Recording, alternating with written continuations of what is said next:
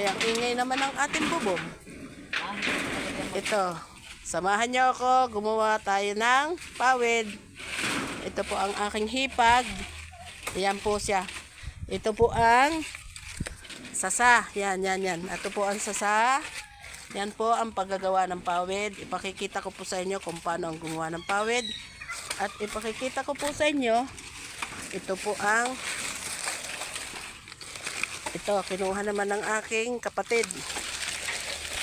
Ito po. Yan. Mamaya, ipakikita ko naman sa inyo ang puno ng sasa. Yan. Ayan po. Yan. Inyo pong panoorin kung paano ang gumawa ng pawid na pambubong sa ating kubo. Yan.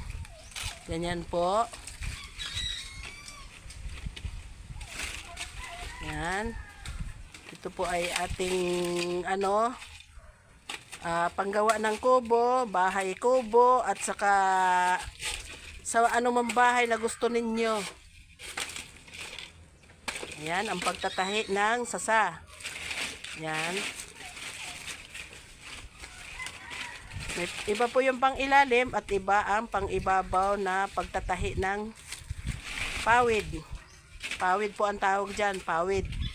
At ang ginagawa pong pawid ay sasa. Yan po ang dahon ng sasa. Ayan.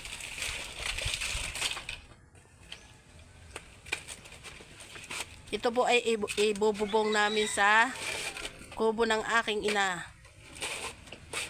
Yan ang aking ina ay 95 years na.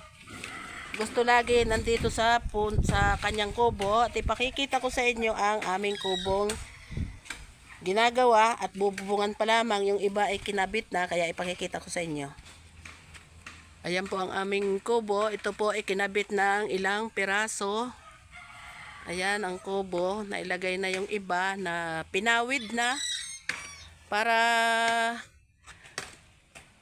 sa maganda po itong pamahingahan. Ayan, may bububungan pa siyang kaunting space. Ito po ang aming kubo. Ayan, may mga dingding na kawayan. Kawayan yan. Yan, paibot siya ng kawayan. Ipinako. Tapos yan.